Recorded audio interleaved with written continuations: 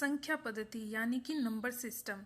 संख्याएं तीन प्रकार की होती है, वास्तविक संख्या, काल्पनिक संख्या और सम्मिश्र संख्याएं। वास्तविक संख्याएं वे संख्याएं होती है जिन्हें संख्या रेखा पर प्रदर्शित किया जा सकता है। काल्पनिक संख्याएं काल्पनिक होती है जिन्हें आयोटा के रूप में प्रदर्शित किया जाता है। सम्मिश्र संख्याओं को वास्तविक संख्या और काल्पनिक संख्याओं के योग के रूप में प्रदर्शित किया जाता है। जैसे कि वास्तविक संख्या 2 और काल्पनिक संख्या 3 आयोटा, तो सम्मिश्र संख्या होगी 2 + 3 आयोटा। अब यहाँ पर हम वास्तविक संख्याओं के बारे में पढ़ेंगे जिन्हें रियल नंबर कहा जाता है। वास्तविक संख्याएं दो प्रकार की होती है, परिमेय संख्या और अपरिमेय संख्या। परिमेय संख्याएं वह होती है जिन्हें p/q की फॉर्म में लिखा जा सकता है। अपरिमेय संख्याएं वो होती है जिन्हें p/q की फॉर्म में नहीं लिखा जा सकता है। जैसे √3, √5, पाई, इनका दशमलव प्रसार अनंत तक चलता ही रहता है।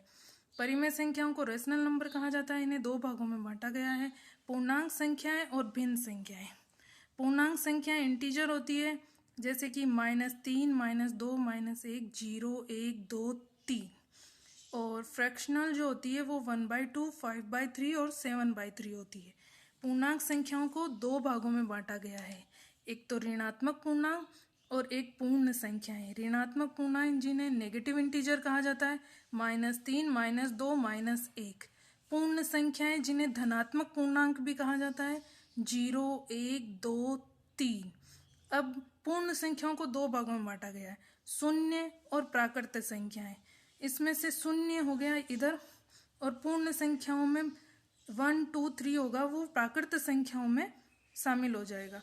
प्राकृत संख्याओं को दो भागों में बांटा गया है, सम संख्याएं और विषम संख्याएं। सम संख्या जिन्हें इवन कहा जाता है वो अभाज्य संख्या और मिश्रित संख्याओं से मिलकर के बनी होती है।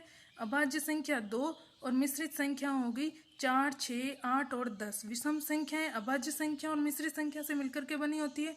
अभाज्य संख्या होगी 3, 5, 7, 11 और मिश्रित संख्या होगी 9, 15 और ऐसे ही चलती चली जाएगी।